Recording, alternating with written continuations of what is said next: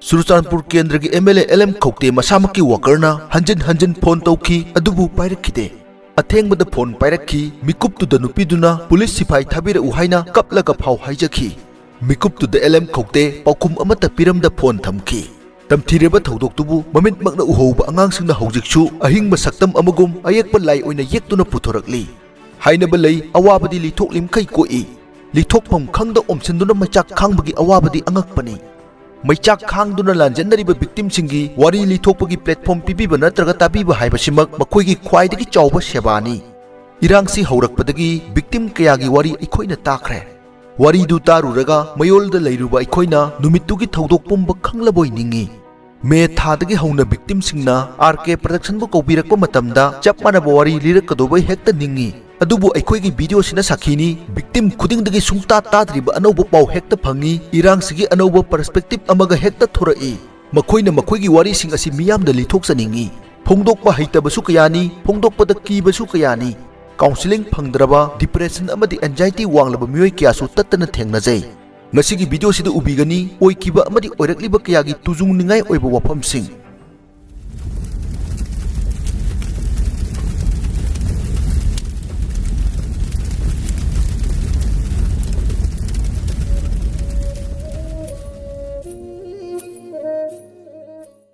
मफम सिगी ओइना खुदोंग चादबा हाइतारगदी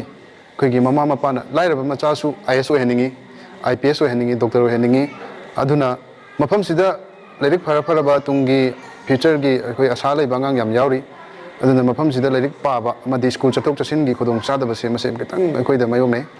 होल ओइबनिना मयाम पुना या लांग लैबा मफम अमा ओइबनिना 10 एग्जाम पीगदबा 12 एग्जाम पीगदबा कॉम्पिटिटिव एग्जाम थागदबा ngang सिंगसे लाइरिक पाबम खंगदबा सोंदा कुकी न लान तौदना युम चाहोबगी मोइगी ब्रेन दुदा दम चोसेल लैगिबगी टेंशन अमगा मफम सिदा मी लांगबगी या सेपरेट ओइना लेरि पाफम लैतबगी खुदोंग चादबा अमदि स्कूल चटपगी चथोक चसिनगी बेन चटकदौबा अदगी सेकंड नबु चटपो ओइरो अदु मफम सिदा दुगुमदु लैतबना अदु मायोकने थमोइजु यामने नुंगाइतबुजु हेले नारक जेलक मतमदजु Masai bonan dah lagi ba, isasing kami tinggi lagi ba mayam jino, ay mo yung mateng hilay rekta pa ni na ako na nadag yung hay matam da sumoy upay hilay rektre, mo do jo ko na wakan na ngang ko yung ngambaktre, adu na sumbagi awa khudung sa da ba se mayam lay adu na hoji adu king mati ako yung da hanjan ba pami lay ngak na atu matam da miyong sang biraga ako yung da hanjan ba pami ako na hay ba di ako Ukilenda akhoi gi jumbam tan banate isagi hak jumbam na changjage haiba se akhoi na haijabani aduga thamoi chongna sumaina lidi kem da hingba punsi je tha taret yan jalaw phokda sumaina lengang na miyang jangbi da base nungai jade aduga pikhraba ichu iza lai ba jingje akhoi matam na sumaina thoy aduga moi matam na di kamaina to hongdo no ichu jing khanbada narak yelo ko matam na na mai da do ore khoje kaya punya ko si mana hindi to no sakana athu matam ne ko gi jumbam ne pigi dra gadi ahen mo khongring jung jung na kani hai ba sing wa phom ni ma ai thamjaningi adu ki matik pian na thamoi do ore mayam je leiba angang sing isa sing adegi sidai sida rank 1 tarak pangang adagi akoin asas auna thamjarakpa oja sing na isa sing je angang sing je handakti अखोई school की माई पोरक पे याई का इन हाइबीरक पांगांग मैं आम जाओ ऐसी मरक सीधा अदु मुखोई न सीधे जाओ रखना था लाइक मैं येंगु यारक तबा वखंदा एमोशनल याम ओई बे मुखोई तो याम ना खंदे अंगांग जिंजे याम पाहनिंग बांगांग याम जाओ ये कोई मरक ता अदु अंगांग जिंजे लाइक येंगु हाइबा जिसी यादे बा ओई वखंद जिदा काजिक तंग हाइपे तंग अखोई नहीं मिनरे बे इनमें सिंजी दा नुंगाई न तो कितंग सांगनिंग बा कितंग यारो को मतलब न मुखोई तो याम ने है ना पाकटपा टेंशन मसोय दे अंगांग चही मंगा तक सुरीबा अंगांग जिंजे तुम हौगलगा चेनबा अखोइना गा सेना जब टाइमिंग खितंग तुमगा लेहौबा अंगांग सिंग अखोइना थोरकपा मतमदा इसा जिंजे तुम हौरनी अखोइना थोरनी काजदगी अदगी लेइबा मफमजिदगी कपपगा चेन थोरकपा मयाम यावे हाइबा अदो अखोइना अंगांग जे अखोइना सुकुइना इसा चही मंगा लेमिनरकपा मतमदा नोंमता अखोइ तौरक्तेबा हंदकी लांगी मफमजि तौबसिदगी अंगांग जिंजे लोइना पिखरबा अंगांग जिंग फाउजिबा मसादा पाखत थुगत पागे अदुम लेरे अदगी अंगांग जिंजे लेरिक पापम असिदा कमाइना लेरिक पादुइनो अंगांग जिंजे mayam leirisi pura khola ne khoi na ji leirije aside sida angang je kamaina leirik pagani ꯀꯃꯥꯏꯅ ꯕꯨꯗꯤ ꯅꯧꯁꯤꯡ ꯊꯣꯔꯛꯀꯅꯤ ꯇꯨꯔꯕꯨꯡꯖꯅ ꯍꯥꯟꯅ ꯁꯔꯀꯥꯔꯅ ꯇꯛꯈꯥꯏꯔꯒ ꯂꯩꯍꯟꯕꯤꯒꯦ ꯍꯥꯏꯔꯗꯤ ꯀꯩꯁꯨ ꯂꯩꯕ ꯋꯥꯐꯝ ꯅꯠꯇꯦꯕ ꯁꯦꯟꯇ꯭ꯔꯦꯜꯅ ꯇꯧꯕꯤꯔꯛꯏꯁꯤꯅ ꯀꯔꯝꯕ ꯃꯑꯣꯡꯗ ꯑꯩꯈꯣꯏ ꯏꯟꯗꯤꯌꯥ ꯁꯔꯀꯥꯔꯁꯤꯅ ꯍꯧꯖꯤꯛ ꯄꯥꯜꯂꯤꯕ ꯑꯩꯈꯣꯏꯒꯤ ꯁꯦꯝꯕꯤꯔꯦꯅ ꯀꯔꯤ ꯋꯥꯈꯜ ꯈꯟꯕꯤꯔꯤꯕ ꯃꯤꯒꯤ ꯀꯨꯀꯤꯒꯤ MLA 10ꯅꯗꯤ ꯃꯥꯒꯤ ꯄ꯭ꯔꯖꯥꯒꯤꯗꯃꯛꯇ ꯉꯥꯛꯄ ꯉꯝꯃꯒ ꯑꯩꯈꯣꯏꯒꯤ ꯃꯅꯤꯄꯨꯔꯒꯤ MLA 50ꯅ ꯑꯩꯈꯣꯏꯒꯤ ꯉꯥꯛꯄ ꯉꯝꯗ ꯇꯥꯔꯒꯗꯤ ꯃꯣꯏ ꯍꯤꯡꯕꯩ ꯀꯥꯟꯅꯗꯦ ꯍꯥꯏꯕ कुकी 10 मोई मरन क्या चागे कुकी 10 की मखों पारग मोदी अदुदी MLA 10 नदी मागी जाति सोप यादे जाति मांग यादे मीन फैका फैना गागा थमेब मीगी सेंट्रल चतना मोइन पासे हेत फाउनरमेब अखोई मैतई MLA फाउनब गमदब पाउ कुकी MLA फाउनब गमेब मीगी कुकी MLA फोर्स लेबदोमायन अखोई मैतई MLA सिंजिदी मणिपुर MLA से करी तब लेगी सिनी अखोई हंगिंगिसिन मोगी पावर से कराइदे लेखरगेब मोगी पावर से भोट मया खतंग लेबरब मोगी पावर से प्रजा अमा ओइना अखोइना नखोइदा हारिबसे अखोइना नोगी अखोइगी महुत सिल्लगनी नोइना चटलिदो करिगिदमक्तनो अखोइना नोइ थागलिदो अखोइगी पेंदब मयाम सोथरब प्रजागी अवाब मयाम जाति की सिंगी तौरीब मयादगी कंसरेन प्रोग्राम अदुगुंबा मयामदो थांगतपिनुओना नोइबु अखोइना इंखतपने नखोइगी करबा नुगाइनबा सेन तामा नुगाइनबा नंग इमुंग मनुंग पुरादाना छानानबा नतु नचा फजबा लेटेंग सनानबा सेनानबा गिदंग थाने नंग सी MLA मतु मजा सिंगी फबुंग फजबा मोपाक फजबदा नुगाइना फी फजबा सेलगा तुमगा लेरंगनेबा अखोइना मोइबु थागतखिबदो मोइबु तुंग नुगाइनबा थागतबा नतेबा मामागी मतु मजा सोलो बाजी MLA मजा अंग हजि कुकी मगदा फारगा नंगसनगो मोइ दुमाइना तुमगा लेबा ngamgdaba हजि MLA मजा अंग कुकी हालम हायो मोइ तुमगा लेबा ngमोयबा प्रजा पंगबा अखोइ सोकपददि मोइ नुगाइना तुमगा लेबा ngमेबा मोइना पिरैबा चिंग हवाई रसन फांगबा हवाई मते खरसिगा अखोइ पुंसि कयाम कोइना लेगनी असिदैसिदा मोइना अखोइदा थम्बिरिजे सरंगदा योपा सागुंबनेबा मोइना कोइना थम्बिजे चारो हारे जाना हाइदोग मयाम चंग पुदु पुदु मुनर चाबदुनेबा अदुगुमना खोइदि लेंबा पामदेबा अखोइदि इचा इवाना नोंमगी सुजरगा खजित पुछलकपदुना इदै नाउ नोकमिनरगा चामिनबदो पामेबा इचाजिंगदो नंदेश्वरीना हौजिक MBBS तमदानिंगिजे करी हिरमदनो तमदानिंगिजे करी द स्पेशलिटी पाइदिंगिनो सर्जन की दोइनिंग सर्जन गिदा करी किनो खनाना सर्जन ओइनिंगिजे मी मैम की सम तैना कैका तबजे सेवा तब पाम्बा दुगी सेवा तब पाम्बा इनेगी युमफम एड्रेस अमदी मिंग अदुगा हौजिक मफमजिदा थेंगनरिबा खुदोंग चादबजे करी करीनो हाबिदोन थाबि मेगी तांग अहुमदगी अखोई कुकी की इरांग सिना खोइ चेंथोरे तांग मदिसिना खोइ सेफागी तुबुंगी दिसी केमदिना खोइ मोन पुथले अदु मतंग मतंग जिंगने दुगा मोइ जिंजना कुकी मैम जना खोइ मेते हातकनी सोरोंसी नु मैम जे तरुग नोइ मोइ लंगथले सेफागी न खोइ कनबोने मोइ नोंगाइ से काथोए दुगा अदु तांग मरी अहुमदगी चेंथोरकदुना खोइ तांग मापनगी मोइरांग खोइ यौरगा सिजु सेफाई मैम जना खोइ अदु पाना से केम लेरकपदा नुमित मंगानी चाक चादवी खोइ चरा हेलगा लाए खोइसे अदुगा अदुसु सेफाई मैम मोइ मैम खोइ कमाय तौरसे खोइ कमाय तौर पुथोकतगे लाहस मोइसे पुथोकप ngमदना खोइसे लेरकांद मोइसे मोइनारे पुथोकप याररोय मोइगी मीगा खोइगी मीगा चेंज तमरगा तौदरगादि पुथोकप सोक्या याररोय नोइना माय तौदना मोइना खोइ तांग मरीदगी खोइ खांगे तांग मतम तांग तरे निपाम खांगे अदुगा सेफाई मामिसन गा तौरगना खोइसि पुथोकपेरे मोइरांगसिदगी यरपदे खोइ सि यरप मोइरांग यरपदा वाना खोइसि कमाय तौ यौदगे आई इमाई चा इसे इनाउ मयामसे कमाय तौरगा थेनरगा यरपदगे हाबिसे खोइ कोई हिंगरोय हाबिसे कोई वखन कोई वाला कोई सी लमसी यौ कोई यौरे मोरांग ले बासी यौरे इमाई सा लेबल लमसी कोई यौरे अदुगा लिली गेम इसा क्लास से खरे इशुना क्लास से खरे कोई अमन थेना दे कोई मोरांग सी कॉलेज यौजरे कॉलेज की कोई मथंग इसिना आइगी युम थिरकपदा सिना सिना यौरे यौरा कांसिदा कोई कुकीसिना अदु वाना यौरा मतमसिदा करी नुम कुकी सरकारना हजिबता कोइसे ꯆꯪꯕ ꯌꯥꯕꯒꯤ ꯀꯟꯁꯦꯁꯟ ꯃꯣꯏꯅ ꯄꯤꯕꯤꯔꯤꯁꯤ ꯀꯔꯤꯒꯤꯅꯣꯕ ꯏꯆꯥ ꯏꯁꯨ ꯂꯥꯏꯔꯤꯛ ꯇꯝꯗ꯭ꯔꯦ ꯋꯥꯅ ꯌꯨꯝꯗ ꯁꯨꯔ ꯇꯥꯜꯂꯒ ꯆꯥꯕꯗ ꯏꯁꯨꯁꯤꯡꯁꯦ ꯏꯆꯥꯁꯤꯡꯁꯦ ꯇꯝꯍꯜꯂꯛꯄꯁꯦ ꯍꯧꯖꯤꯛꯇꯤ ꯀꯔꯤꯅꯣ ꯂꯤꯂꯤ ꯀꯦꯝꯞꯁꯤꯗ ꯑꯩꯈꯣꯏꯅ ꯀꯔꯤꯅꯣ ꯁꯨꯔꯒ ꯇꯥꯔꯒ ꯑꯩꯈꯣꯏ ꯂꯥꯏꯔꯤꯛ ꯇꯝꯍꯟꯁꯤ ꯏꯆꯥ ꯑꯁꯤꯒꯤ ꯃꯇꯝꯁꯦ ꯑꯩꯈꯣꯏ ꯅꯣꯏ ꯍꯧꯖꯤꯛ ꯁꯔꯀꯥꯔꯅ ꯉꯁꯤꯃꯛꯇ ꯑꯩꯈꯣꯏ ꯑꯌꯥꯕꯒꯤ ꯃꯇꯝꯁꯦ ꯄꯤꯕꯤꯗꯗꯅ ꯂꯩꯔꯤꯁꯤꯕꯨ ꯀꯔꯤꯅꯣ ꯀꯨꯀꯤꯒꯤ ꯗ ꯇꯧꯔꯒ ꯍꯧꯖꯤꯛ ꯀꯔꯤꯅꯣ ꯑꯩꯈꯣꯏ ꯀꯔꯤ ꯍꯣꯏ MLA DC ꯃꯌꯥꯝꯅ ꯑꯩꯈꯣꯏꯒꯤ ꯑꯋꯥꯕ ꯆꯥꯅ ꯊꯛꯅꯕ ꯍꯤꯡꯅꯕꯗꯤ ꯃꯣꯏ ꯄꯤꯕꯤꯔꯛꯏ ꯃꯣꯏꯅ ꯄꯤꯕꯤꯔꯛꯄꯁꯤꯅ ꯑꯩꯈꯣꯏ ꯄꯨꯟꯁꯤꯁꯤ ꯆꯥꯔꯒ ꯂꯦꯜꯂꯒ ꯁꯤ ꯁꯨꯝ ꯂꯩꯕ ꯌꯥꯒꯗ꯭ꯔꯥ ꯍꯥꯏꯕ ꯌꯨꯝꯁꯦ ꯀꯣꯏꯅ ꯊꯥꯕ ꯍꯧꯔꯛꯄꯁꯤꯗ ꯀꯨꯀꯤꯁꯤꯡꯅ ꯊꯥꯕ ꯍꯧꯖꯤꯜꯂꯛꯄꯁꯤꯗ ꯑꯩꯈꯣꯏꯅ ꯍꯧꯖꯤꯛ ꯈꯛꯇꯤ ꯑꯩꯈꯣꯏꯅ ꯀꯨꯀꯤ ꯃꯣꯏꯁꯤꯗ ꯐꯣꯟ ꯇꯧꯋꯦꯕ LM ꯈꯧꯇꯦꯗ ꯏꯂꯦꯝ ꯈꯧꯇꯦꯗ ꯐꯣꯟ ꯇꯧꯋꯦꯕ ꯃꯁꯥꯃꯛꯇ ꯑꯗ ꯑꯩꯈꯣꯏꯅ ꯏꯅꯥꯎꯅꯨꯄꯥꯁꯤꯅ ꯐꯣꯟ ꯇꯧꯋꯤ ꯁꯨꯃꯥꯏꯅ ꯇꯧꯗꯅ ꯑꯩꯈꯣꯏ ꯌꯨꯝꯁꯦ ꯂꯣꯏꯅ ꯊꯥꯖꯜ ꯃꯩꯁꯦ ꯀꯣꯏꯅ ꯂꯣꯏ ꯊꯥꯖꯜꯂꯛꯑꯦ ꯅꯪ ꯁꯦꯀꯨꯔꯤꯇꯤ ꯈꯛꯇ ꯊꯥꯖꯜꯂꯛꯑꯣ ꯑꯩꯈꯣꯏ ꯁꯨꯃꯥꯏꯅ ꯇꯧ ꯂꯩ ꯌꯥꯗ꯭ꯔꯦ ꯍꯥꯏꯕꯁꯦ ꯐꯣꯟꯁꯦ ꯁꯨꯛꯄꯥꯏ ꯄꯥꯏꯗꯦꯕ ꯃꯇꯝꯁꯤꯗ ꯑꯩꯈꯣꯏꯅ ꯇꯧꯕ ꯃꯇꯨꯡꯁꯤꯗ ꯃꯥꯅ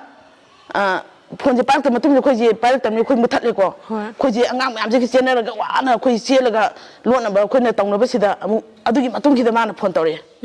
ꯀꯔꯤ ꯂꯩꯔꯒꯦ ꯀꯃꯥꯏꯅ ꯇꯧꯔꯒꯦ ꯍꯥꯏ ꯉꯁꯥꯏꯗꯒꯤ ꯁꯥꯔꯗ ꯑꯩꯈꯣꯏꯅ ꯐꯣꯟ ꯉꯥꯛꯇ ꯇꯧꯕꯕꯨ ꯁꯥꯔꯅ ꯐꯣꯟ ꯄꯥꯏꯕꯤꯔꯛꯇꯦ ꯑꯩꯈꯣꯏꯁꯦ ꯂꯩꯕ ꯌꯥꯗ꯭ꯔꯦ ꯌꯨꯝꯁꯦ ꯂꯣꯏꯅ ꯃꯩ ꯊꯥꯖꯜꯂꯛꯑꯦ ꯀꯨꯀꯤꯁꯤꯡꯅ ꯑꯗꯨ ꯁꯦꯀꯨꯔꯤꯇꯤ ꯈꯛꯇ ꯊꯥꯖꯟꯕꯤꯔꯣꯅ ꯍꯥꯏꯕꯕꯨꯅ ꯍꯥꯏꯔꯒ ꯑꯗꯨ ꯍꯥꯏꯔꯝꯕ ꯀꯥꯟꯗ ꯐꯣꯟꯁꯦ ꯑꯗꯨꯝ ꯊꯝꯈ꯭ꯔꯦ ꯑꯗꯨ ꯃꯇꯝꯗꯒꯤꯗꯤ ꯍꯦꯛꯇ ꯑꯀꯣꯏꯕꯁꯤ ꯊꯥꯔꯛꯀꯅꯤ ꯈꯣꯠꯂꯛꯀꯅꯤ ꯀꯔꯤꯝ ꯍꯥꯏꯗꯕ ꯑꯗꯨꯗꯤ ꯑꯩꯈꯣꯏꯁꯦ ꯃꯥꯒꯤꯃꯛꯇ ꯑꯩꯈꯣꯏꯅ ꯆꯣꯡꯈꯤꯕ ꯃꯌꯥꯝꯗꯣ ꯑꯔꯦꯝꯕ ꯑꯣꯏꯔꯕ ꯃꯥꯜꯂꯦꯅ ꯍꯥꯏꯔꯒ ꯑꯗꯨꯒꯤ ꯑꯩꯈꯣꯏꯁꯦ ꯋꯥꯅ ꯃꯤ ꯃꯌꯨꯝꯁꯤꯗ ꯂꯣꯠꯂꯒ ꯂꯩꯕ ꯃꯇꯝꯁꯦ ꯄꯨꯡ 3:30 4 ꯇꯥꯁꯜꯂꯛꯄꯁꯤꯗꯒꯤꯗꯤ ꯃꯥꯅ ꯈꯥꯡꯕꯗꯤ ꯀꯩꯁꯨ ꯅꯠꯇꯦꯕ ꯑꯗꯨ ꯃꯥꯅ ꯊꯥꯔꯛꯀꯦ ꯈꯣꯠꯂꯛꯀꯦꯁꯨ ꯊꯥꯔꯛꯀꯦ ꯈꯣꯠꯂꯛꯀꯦ ꯋꯥꯍꯩ ꯀꯔꯤꯝ ꯍꯥꯏꯗꯕꯤꯗ ꯃꯥꯅ ꯐꯣꯟꯁꯦ ꯕꯠꯂꯧ ꯊꯝꯈ꯭ꯔꯦꯕ ꯃꯥꯅ ꯑꯁ ꯑꯗꯨꯗꯤ ꯀꯃꯥꯏꯅ ꯁꯤꯗꯤ ꯑꯉꯥꯡ ꯃꯌꯥꯝꯁꯦ ꯁꯤꯕ ꯇꯥꯔꯦ ꯑꯩꯈꯣꯏꯅ ꯀꯣꯏꯆꯦꯟ ꯆꯦꯜꯂꯒ ꯂꯣꯠꯀꯥꯟꯁꯤꯗ ꯄꯨꯡ 3:30 4 ꯇꯥꯔꯛꯄꯩꯁꯦ ꯁꯤꯗꯩꯁꯤꯗ ꯁꯤꯐꯥꯏ ꯒꯥꯔꯤ ꯂꯥꯛꯑꯦꯕ ꯇꯄꯁꯤꯅꯤ ꯅꯪꯅ ꯌꯦꯛꯏꯕ ꯂꯥꯏꯁꯦ ꯌꯥꯝ ꯐꯖꯔꯦ ꯕꯤꯐꯣꯔ ꯑꯥꯐꯇꯔ ꯍꯥꯏꯅꯁꯨ ꯂꯩꯔꯦ ꯁꯤꯗ ꯅꯪꯒꯤ ꯂꯥꯏꯁꯤꯗ ꯅꯪꯅ ꯐꯣꯡꯗꯣꯛꯅꯤꯡꯉꯤꯁꯦ ꯅꯪꯅ ꯌꯦꯛꯏꯁꯦ ꯀꯔꯤꯅꯣ ꯑꯝꯇ ꯍꯥꯏꯔꯛꯑꯣ ꯁꯤꯅ ꯂꯥꯟ ꯇꯧꯗ꯭ꯔꯤꯉꯩꯒꯤ ꯃꯃꯥꯡ ꯁꯤꯅ ꯂꯥꯟ ꯇꯧꯔꯕꯒꯤ ꯃꯇꯨꯡ ꯂꯥꯟ ꯇꯧꯗ꯭ꯔꯤꯉꯩꯗꯅ ꯇꯨꯜꯁꯤꯕꯣꯡ ꯋꯥꯏ ꯇꯩꯔꯒ ꯑꯩꯈꯣꯏ ꯀꯩꯅꯣ ꯇꯧꯋꯦꯕꯀꯣ ꯑꯗꯨꯒ ꯁꯤꯅ ꯑꯩꯈꯣꯏꯒꯤ ꯐꯝꯕꯝ ꯏꯪꯅ ꯆꯤꯛꯅ ꯂꯩꯔꯝꯕꯩ ꯃꯑꯣꯡꯀꯣ ꯑꯗꯨꯒ ꯑꯥꯐꯇꯔꯁꯦ ꯑꯃꯨꯛ ꯌꯦꯡꯉꯁꯦ ꯑꯥꯐꯇꯔꯁꯤꯗ ꯍꯥꯏꯅꯤꯡꯉꯤꯁꯤꯅ ꯀꯔꯤꯅೋ ꯁꯤꯅ ꯃꯣꯏꯅ ꯑꯩꯈꯣꯏꯒꯤ ꯌꯨꯝ ꯊꯨꯗꯦꯛꯄ ꯇꯨꯜꯁꯤꯕꯣꯡ ꯊꯨꯒꯥꯏꯕ ꯌꯨꯝ ꯃꯩ ꯊꯥꯕ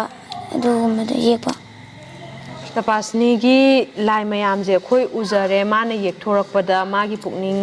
ꯅꯧꯔꯤꯕ ꯄꯨꯛꯅꯤꯡ ꯋꯥꯈꯜꯁꯤꯗ ꯇꯥꯔꯤꯕ ꯃꯃꯤꯗꯣ ꯑꯩꯈꯣꯏ ꯈꯔ ꯃꯈꯩꯗꯤ ꯈꯪꯕ ꯉꯝꯖꯩ ꯃꯃꯥ ꯑꯃ ꯑꯣꯏꯅ ꯑꯉꯥꯡꯁꯤꯗ ꯀꯔꯤ ꯎꯕꯤ ꯀꯃꯥꯏꯅ ꯎꯕꯤ ꯍꯥꯏꯐꯦꯠꯇꯪ ꯐꯣꯡꯗꯣꯛꯄꯤ ꯃꯥꯁꯦ ꯇꯨꯃꯤꯟꯅ ꯂꯩꯕꯕꯨꯗꯤ ꯑꯗꯨꯏꯁꯨ ꯃꯥꯅ ꯌꯦꯛꯏꯕ ꯂꯥꯏꯁꯤꯅꯗꯤ ꯃꯉꯣꯟꯗ ꯑꯋꯥꯕ ꯑꯃꯗꯤ ꯂꯩꯔꯦ ꯍꯥꯏꯕꯁꯦ ꯑꯩ ꯑꯗꯨꯝ ꯏꯁꯥꯅ ꯑꯗꯨꯝ ꯈꯪꯉꯦꯕ ꯈꯪꯕꯗꯤ ꯑꯗꯨꯁꯨ ꯃꯁꯥꯅ ꯄꯥꯝꯅ ꯌꯦꯛꯄꯅꯤꯅ ꯑꯗꯨꯝ ꯌꯦꯛꯆꯔꯁꯅꯨ ꯍꯥꯏꯅ ꯑꯩꯅ ꯊꯥꯗꯣꯛꯄꯅꯦꯕ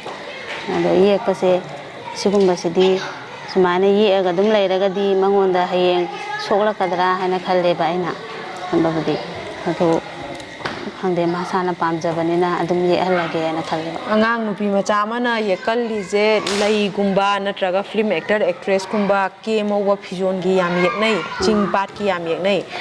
ꯑꯉꯥꯡꯁꯤꯅ ꯌꯦꯛꯄꯗꯗꯤ ꯌꯨꯝ ꯊꯨꯒꯥꯏꯕ ꯃꯩ ꯆꯥꯛꯄ ꯃꯥꯅ ꯎꯔꯛꯈꯤꯕꯁꯤꯡꯗꯣ ꯇꯨꯜꯁꯤꯕꯣꯡ ꯐꯛꯀꯥꯏꯕ ꯁꯤ ꯃꯌꯥꯝꯁꯦ ꯑꯣꯏꯅ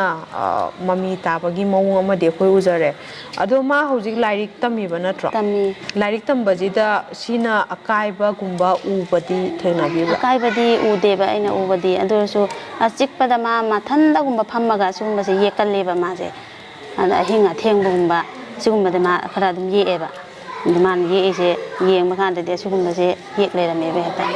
ꯑꯩ ꯀ꯭ꯂꯥꯁ 3 ꯀꯥꯔꯤꯀꯥꯟꯗꯒꯤ ꯑꯗꯨꯝ ꯌꯦꯛꯂꯦ ꯍꯧꯖꯤꯛ ꯀ꯭ꯂꯥꯁ ꯀꯌꯥꯅꯣ 7 ꯀ꯭ꯂꯥꯁ 7 ꯑꯗꯨꯗꯤ ꯆꯍꯤ 4 ꯁꯨꯔꯦꯀꯣ ꯌꯦꯛꯄ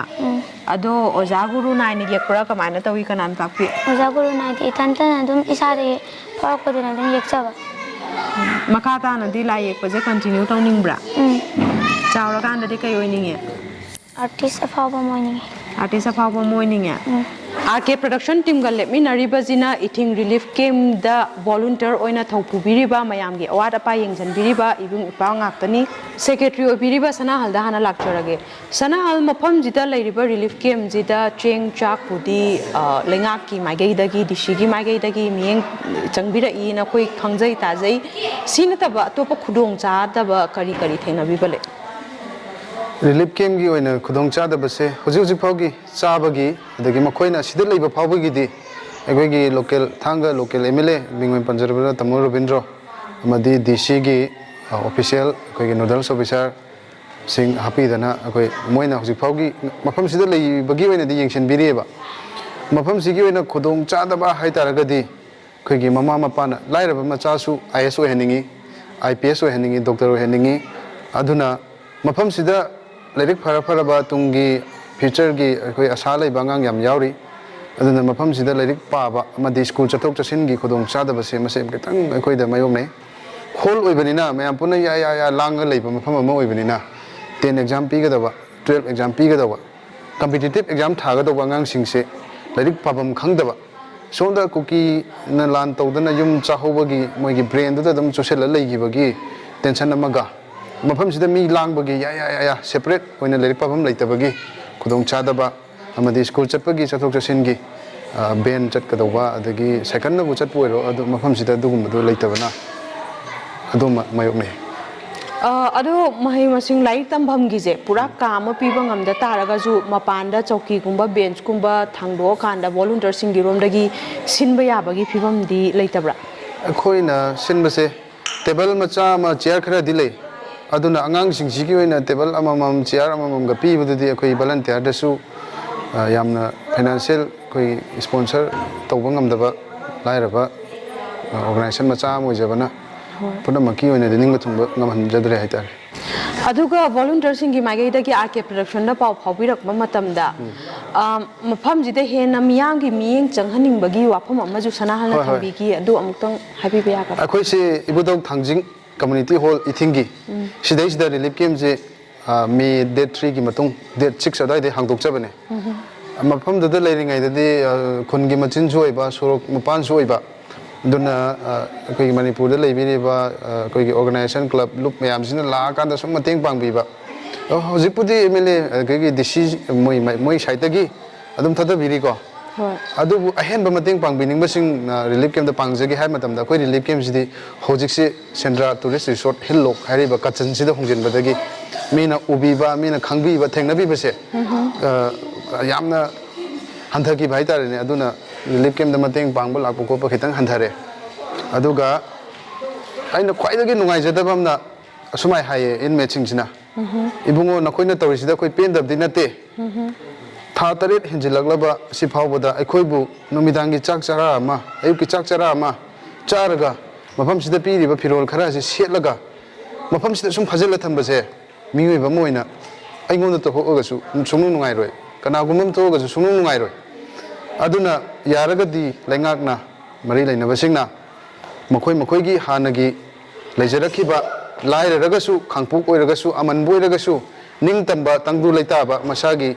ꯇꯣꯞ ꯇꯣꯞꯄ ꯏꯃꯨꯡ ꯃꯅꯨꯡꯒꯤ ꯍꯤꯡꯕꯒꯤ ꯅꯨꯡꯉꯥꯏꯖꯕꯗꯣ ꯑꯗꯨ ꯑꯃꯨꯛ ꯍꯟꯅ ꯍꯟꯖꯤꯜꯍꯟꯕꯤꯌꯨ ꯂꯩꯉꯥꯛꯅꯕꯨ ꯇꯧꯕꯤꯒꯦ ꯍꯥꯏꯔꯒꯗꯤ ꯊꯥ 7 ꯁꯨꯔꯦ ꯑꯊꯨꯕ ꯃꯇꯝꯗ ꯑꯗꯨꯝ ꯇꯧꯕꯤꯕ ꯌꯥꯕꯅꯤ ꯃꯈꯣꯏꯒꯤ ꯔꯤꯂꯤꯐ ꯀꯦꯝꯞ ꯃꯅꯤꯄꯨꯔꯗ ꯂꯩꯔꯤꯕ ꯃꯌꯥꯝꯁꯤꯒꯤ ꯑꯣꯏꯕ ꯄ꯭ꯔꯣꯕ꯭ꯂꯦꯝ ꯑꯁꯤꯃꯇꯪ ꯁꯔꯀꯥꯔꯒꯤ ꯃꯐꯝꯗ ꯌꯦꯡꯁꯤꯟꯕꯤꯌꯨ ꯍꯥꯏꯅ ꯑꯩꯈꯣꯏꯒꯤ ꯁꯥꯏꯠꯇꯒꯤꯁꯨ ꯊꯝꯖꯒꯦ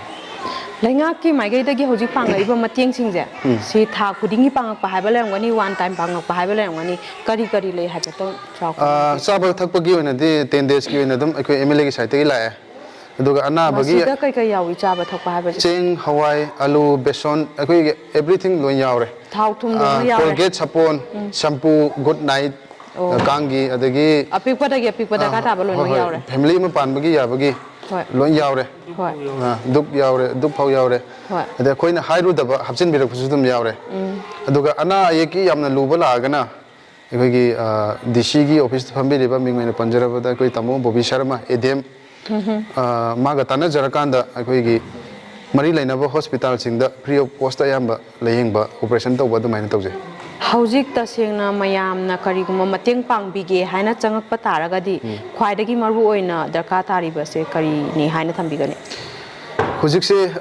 ब्लैंकेट कुंबा अदगी बेडशीट अदगी मैट्रेस कुंबदी अयाम्बा दुम लेजरे ख्वाइदगी मरु ओइरिसे निंगथम थागी खंग्राव फुरित अंगांगजिंगी मोजा अदगी अंगांगजिंगी फिरोल थाबा टोपीगुंबा सिगुंबसे खितंग अखोइ सिदा वाले अदुगा ब्लैंकेट कुंबा अदगी तुम्बगी फिरोनसिमदे बेडिंग गी ओइबा पोसिमदे अखोइ सफिशिएंट ओइजरे अदुगा शेपगी दाली अखोइगी ꯅꯤꯡꯊꯝ ꯊꯥ ꯑꯣꯏꯕꯅꯤꯅ ꯑꯊꯥꯕ ꯈꯤꯇꯪ ꯗꯔꯀꯥꯔ ꯂꯩꯖꯩ ꯑꯩꯈꯣꯏꯒꯤ ꯑꯣꯏꯅ ꯑꯉꯥꯡ ꯆꯍꯤ 10ꯒꯤ ꯃꯈꯥꯗ ꯑꯉꯥꯡ ꯀꯌꯥꯃꯨꯛ ꯂꯩ ꯃꯐꯝꯁꯤꯗ ꯆꯍꯤ 10ꯒꯤ ꯃꯈꯥꯗ ꯄꯨꯟꯅ ꯅꯨꯄꯤ ꯅꯨꯄꯥ ꯑꯉꯥꯡ 36ꯃꯨꯛ ꯑꯗꯨꯃꯥꯏꯅ ꯂꯩ ꯑꯗꯨꯒ 10 ꯅꯠꯇ꯭ꯔꯒ 12 ꯅꯠꯇ꯭ꯔꯒ ꯃꯦꯖꯔ ꯑꯦꯛꯖꯥꯝꯁꯤꯡ ꯑꯦꯄꯤꯌꯔ ꯇꯧꯒꯗꯕ ꯑꯉꯥꯡꯁꯤꯡꯗꯤ ꯀ꯭ꯂꯥꯁ 10 ꯊꯥꯒꯗꯧꯕ ꯑꯉꯥꯡꯁꯦ ꯐꯥꯏꯜ ꯌꯦꯡꯗ꯭ꯔꯒꯗꯤ ꯃꯁꯤꯡꯗꯤ ꯆꯞ ꯆꯥꯅ ꯈꯪꯗ꯭ꯔꯦ ꯈꯔꯗꯤ ꯌꯥꯎꯕ ꯃꯥꯜꯂꯦ ꯂꯣꯏꯁꯤꯜꯂꯛꯄꯒꯤ ꯑꯣꯏꯅ ꯈ꯭ꯋꯥꯏꯗꯒꯤ ꯃꯔꯨꯑꯣꯏꯅ ꯃꯤꯌꯥꯝꯗ ꯊꯝꯕꯤꯅꯤꯡꯕ ꯄꯥꯎꯖꯦꯜ ꯅꯠꯇ꯭ꯔꯒ ꯉꯥꯛꯇ ꯊꯝꯕꯤꯅꯤꯡꯕ ꯄꯥꯎꯖꯦꯜ ꯂꯩꯕꯤꯕ꯭ꯔꯥ ꯍꯧꯖꯤꯛ ꯃꯦ 23 2023ꯒꯤ ꯃꯦ ꯗꯦꯠ 3ꯗꯒꯤ ꯍꯧꯔꯛꯏꯕ ꯂꯥꯟ ꯑꯁꯦ ꯑꯌꯥꯝꯕꯅ ꯀꯨꯀꯤ ꯀꯝꯃ꯭ꯌꯨꯅꯤꯇꯤꯁꯤꯅ ꯃꯈꯣꯏꯅ ꯄꯥꯝꯃꯤꯕ ꯗꯤꯃꯥꯟꯁꯦ ꯂꯩꯉꯥꯛꯀꯤ ꯃꯊꯛꯇ ꯇꯧꯕꯒꯤ ꯃꯍꯨꯠꯇ ꯑꯩꯈꯣꯏꯒꯤ ꯃꯤꯇꯩ ꯀꯝꯃ꯭ꯌꯨꯅꯤꯇꯤꯗ ꯑꯣꯏꯅ इवन मीगी युम मई थारगा मी तांथोकपा मी हाटपा सुमाइन तवे अइना हाइजनिंगबदी मणिपुर हाइरिबा पिखरबा स्टेट असिदा तोंगान तोंगानबा फुरुप कया अमना लैमिन्नरगा अपुनबगी फजरबा सक्तम उबा फंगिबा मणिपुर सिदा इमा अदु तंखाई खाइरकांदा मागी सरुक लौगे हाइरिबा कुकीगी मियोइसिंगसे ममा पोक्तबो इबगी ममादु सेगाइबा ngamiब्रा हाइबा वाहंगजे खोइ हांगजनिंगेबा ngasi pawda major community ni haina leiriba mitai ekhoina ekhoi mitai gi homeland tan gi balaite nakhoi chakro khoi mitai khakta lehoge haiba laite hojik pawda mitai ekhoina hajeri badi leipak sigi apun ba saktam kaiba yaroi laikol amada machu suna saliba laikol amagumna leiriba manipur gi apun ba saktam se kaiba sugya yaroi manipur da separate administration xyz ki homeland tan ba sugya yaroi अखोई नुक्सी चानना लैसी हाइबसिना मिते अखोई गी decision ने अदुगा कुकीना इमादो तंखाय मा आइगी पियो हाइबदि Poco मचा नते Moina तौरिबा थबक से मरम चादे सेपरेट एडमिनिस्ट्रेशन सेपरेट होमलैंड तोंगान बो वखलोन मोइ खक्तगी हिंगे हाइबो वखलोन जे मसी मालेम गी थाकता पुखतबा मतमदा मयामनसु याररोय द वफम ने हाइबसे मा थमजगे अदुना अथुबा मतमदा ngasi mai magi maram damda hanjinba yadadana leiriba relief camp da nongmagi chara ani charaga sum leiriba singse mai magi khunggangduda security ki akanba kochin thorang yaurаканда government na thu matamda hanjinaba hona biu natragadi volunteer oine lejariba koina su inmate sing si control toba ngamaktaba yai habisi ma thamjage eating relief camp असी मियामना कया खंगनदे मसिगी मरमदी सेंद्रा चिंगी काचिंदा चंगलगा लोकताक खुंगबानदा लैबना चौराकना मियोय चामगा मरबुद्रा मुक हाइरिबा relief camp असिदा लै मफम सिगी ममिंगना tourist resort Shendra हिल लो था 8 मुक मफम सिदा फाजन पुनसिनबगुम अवा मैचाक खांगलिबसिंग मियामना निंगथिरेबा मफम सिदा चटपिदुना मखोयगी अवाबा वारी तामिनसी पुकनिंग थौगतमिनसी ngasigidamakta ni matang asida tension jari mityeng tabiriba pumnamakpu RK production gi maikaidagi thagat jari